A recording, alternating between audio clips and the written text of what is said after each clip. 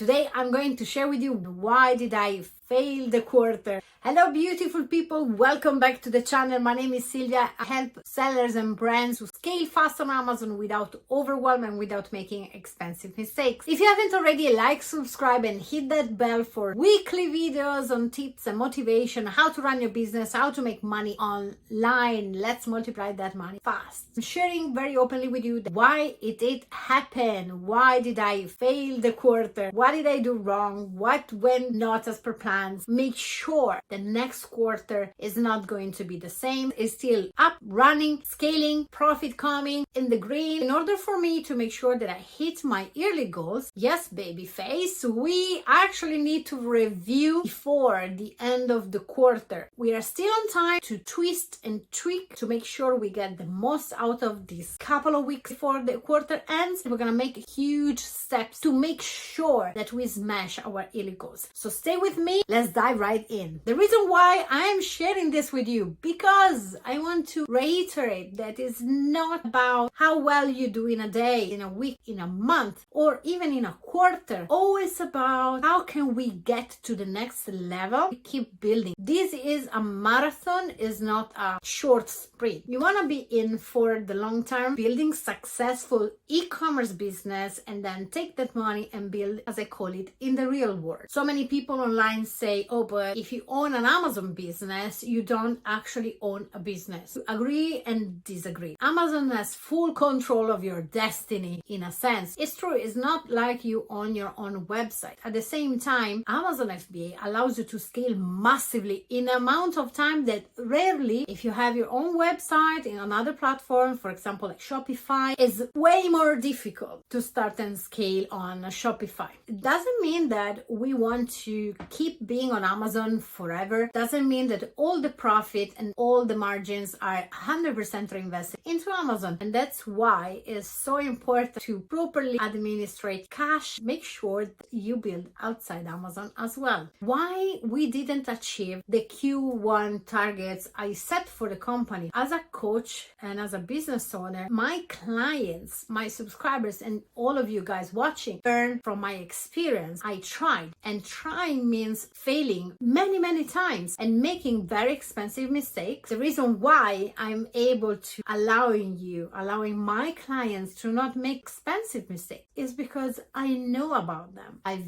made them myself, or I have other people that are in my inner circle that already made those mistakes. This is where my skill set comes on board. No seller, no retail store, no brand will 100% sell out of every single item they ever design. This is a retail business. A lot depends on the season, a lot depends on the type of products you sell. We review the quarter before the quarter actually ends. It's the 15th of March when I'm shooting this video, so we still have a couple of weeks before the quarter ends. One of the most important things in business is being able to predict and to act and not to react to situations. We do review every single week, every single month, and we assess, we change, we strategize, we plan, we take massive action around what is going on in the business at that point. That we would have not achieved the Q1 result. It was very much obvious for the challenges we encountered starting January. So again, I'm going to share very openly this with you guys so you can make sure that number one, you don't make the same mistake. Number two, you realize how vital it is for your business and your cash flow to review and assess. I can't believe yesterday was literally Christmas. If I was not really on top of reports and reviewing the quarters, reviewing the month in my business, I have no doubts, hands down, that I would wake up at Christmas and say, oh, the year didn't really go as I wanted it to. So how many times we actually do goal settings before the new year, and then we just forget about them, never actually get to even get close to achieve those goals. When I say I missed the Q1 target, I believe you need to dream big. One of my main mistakes was not dreaming big enough on the early stages. Let me tell you something. When you really want to achieve huge targets, not unrealistic realistic but very specific and very challenging ones, and you just put your focus and your heart into them, really focusing on want to achieve them, and you do everything you can to hit the moon, and then you actually hit a star instead. That's way better than dreaming here and taking not really massive action and just arriving here. The business is still growing. It's about 50% more than the same time last year. Last 12 months is still growing. I think it's over 40% compared to the year before. Profit is growing, turnover is growing, expenses are growing as well, but the profit is still growing, which is the good and more important part of it all. It is actually a very healthy business. What didn't work, why it didn't work, how can we prevent for this to happen again for the next quarter,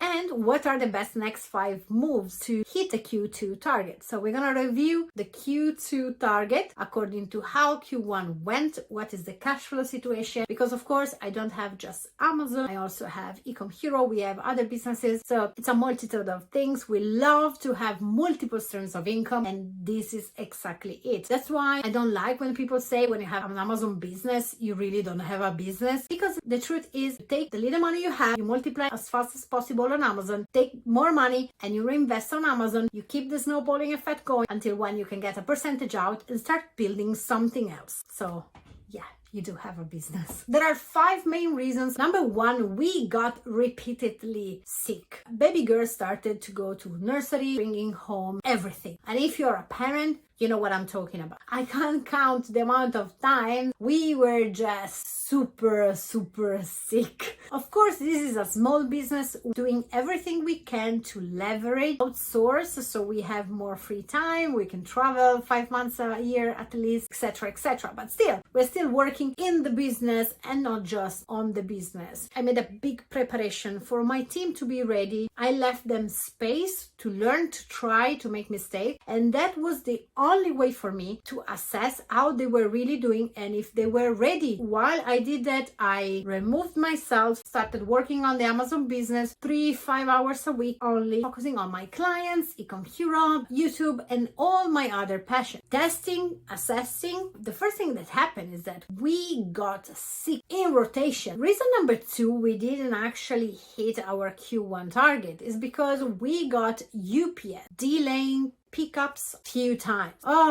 But probably, poor thing, they were still all sick. We were not on time because we were sick, and then UPS anyways didn't come and pick up because they were sick. So I don't know, it was a weird chain. Reason number 3, we haven't hit my targets for Q1. A massive delay, challenges for wholesalers to get stock in place. I mean, I'm speaking for my suppliers, for my niche. So many of our best-selling products were out of stock. The new products we found with product researchers were actually already out of stock, but we found that the manufacturers are just so delayed that it has been slowing down the whole chain. Delays, there is also a shortage because of that. Reason number 4, the stock coming from the manufacturer to the wholesaler, and then the huge demands for all the other shops that are actually selling the same brands. Once the product was back in stock and was of course flying off the shelves on Amazon because everybody else was still out of stock and we weren't, we were overbuying. So we ended up overbuying with Amazon. Every single time you get out of stock, then they penalize you. They penalize your PI.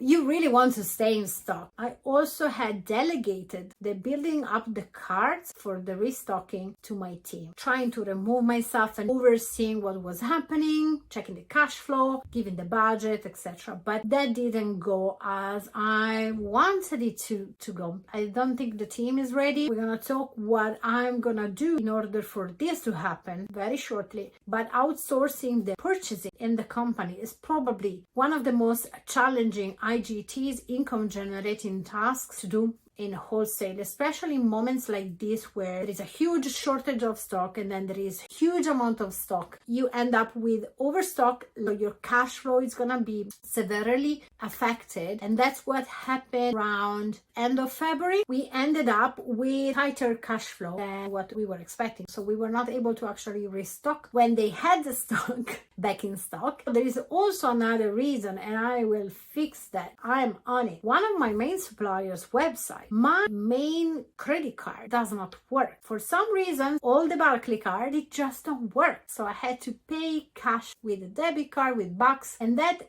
had a huge toll in cash flow. Just as a recap, we basically overbought the best-selling items because there was a huge shortage and a problem in restocking, but then we overbought because the team was not to the level I want them to, because purchasing is one of the most challenging tasks to achieve in outsourcing when you do wholesale. Now, with online arbitrage is different. There is just a certain amount of units per item you can buy anyways, or that are available. Online arbitrage is another story, but with wholesale, you really need to forecast. With online arbitrage, you mainly buy products that have not been spotted just yet, or clearance sale, anything like that. So that's more like a one-off. It's more unlikely that you can make a very big mistake in that, because again, you can only buy a certain amount of units anyways. With wholesale, you could literally buy thousands. It's very much more risky in the sense that if you do wholesale, you're new to the game. Purchasing VAs is probably one of the last things I would ever outsource or hire. Personally, I can see that even if my team is very well trained, very well experienced, in tough times like this one, where there are obviously delays in manufacturing, you need to be careful. What end up happening as well is 6 actually. It's not 5, it's 6.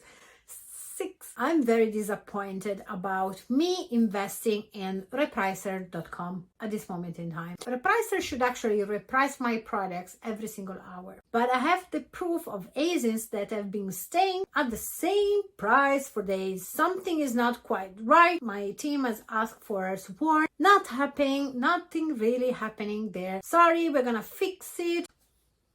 They have been actually making us losing a lot of money. When a repricer is not working, you are outsourcing that part, so you believe that is actually working. It wasn't working, it wasn't repricing. We have not been checking as much as possible, like when you do it manually, because we thought we had a software we paid for. But yeah, something is not quite right. Maybe I've done a wrong repricing rule myself. If you guys know a better software for repricing, let us know. I hope you found this video helpful. Make sure you like, subscribe, and hit that bell, and I see you at the next one.